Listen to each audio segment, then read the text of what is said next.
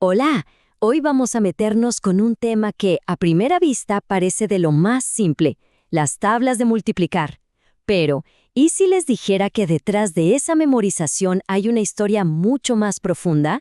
Una historia sobre cómo aprendemos, cómo pensamos e incluso sobre cómo funciona el universo. Acompáñenme, que vamos a descubrir el poder que se esconde detrás de los números. Para arrancar, miren esta frase de Galileo Galilei. Es potentísima. Nos dice que las matemáticas no son solo una materia más del colegio. No, son el lenguaje con el que está escrito todo lo que vemos. Y claro, esta idea lo cambia todo. Las matemáticas dejan de ser una tarea y se convierten en la llave para descifrar el mundo. Ahora, aquí viene el contraste interesante. Porque, seamos sinceros, para la gran mayoría de nosotros, este viaje no empieza con pensamientos sobre el cosmos. Para nada. Empieza con algo mucho más terrenal. Una simple búsqueda en Google.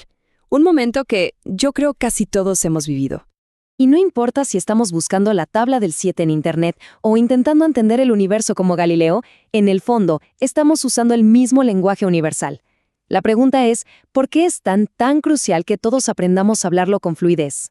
Entonces, uno podría pensar, ¿a quién le importan tanto las tablas de multiplicar?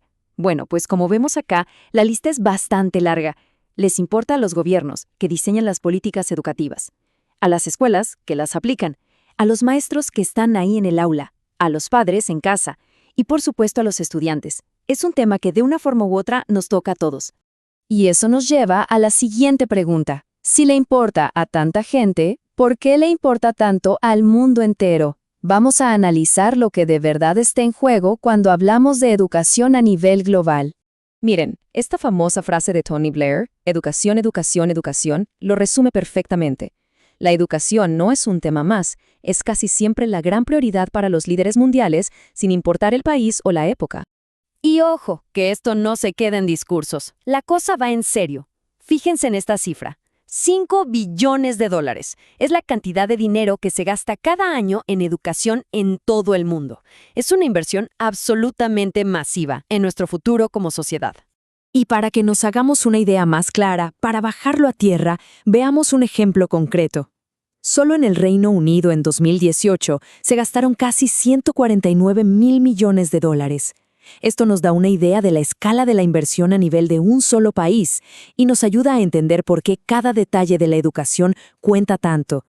Ok, ¿y por qué esta inversión tan gigantesca? Bueno, porque las habilidades matemáticas básicas son, literalmente, los cimientos de casi todo en la vida moderna.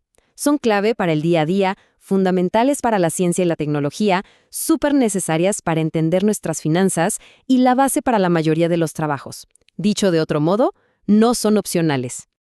Bueno, ya establecimos por qué es tan importante. Ahora viene la pregunta del millón. ¿Cómo lo hacemos? Y aquí es donde entramos en un debate fascinante sobre cuál es la mejor manera de construir una mente matemática. Para entender bien este debate, primero hay que tener claro un concepto: algoritmo. Suena complicado, pero es súper simple. Un algoritmo es básicamente un conjunto de reglas, un paso a paso que se sigue para resolver algo. Pensemos en una receta de cocina. Eso es un algoritmo. Y es justo aquí donde la cosa se pone interesante, porque hay como dos grandes caminos. Por un lado, el método tradicional, que te dice, esta es la fórmula, la receta. Ahora repítela 100 veces hasta que te salga perfecta. Y por otro lado, está el método de descubrimiento, que te plantea un problema y te pregunta, ¿y bien, cómo se te ocurre que podríamos resolver esto? Uno se enfoca en el procedimiento, el otro en el pensamiento crítico. El método tradicional se parece mucho a construir un edificio, tal como lo vemos aquí. Primero pones los cimientos, los conceptos básicos. Luego vas pegando los ladrillos, el dominio del procedimiento, la práctica. Después usas esa estructura para resolver problemas aplicados. Y finalmente llegas a la azotea, al razonamiento avanzado. Cada piso se apoya firmemente en el anterior. Pero claro, aprender matemáticas no es solo seguir reglas y lógica. Para nada. Hay todo un mundo de emociones involucrado.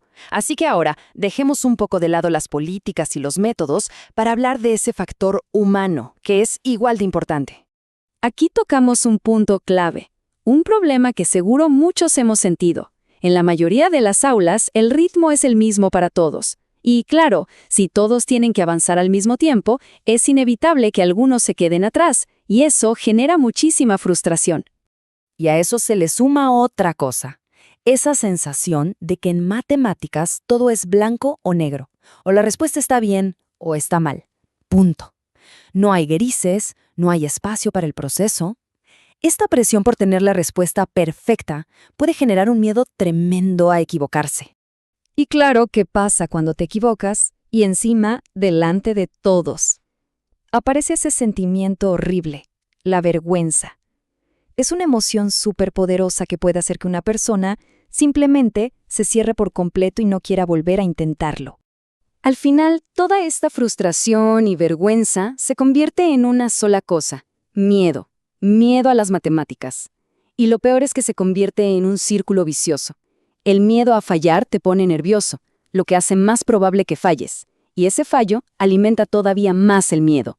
Pero, a ver, no todo es negativo. ¿Qué pasa cuando logramos romper ese ciclo? Quizás con métodos más personalizados, más amables.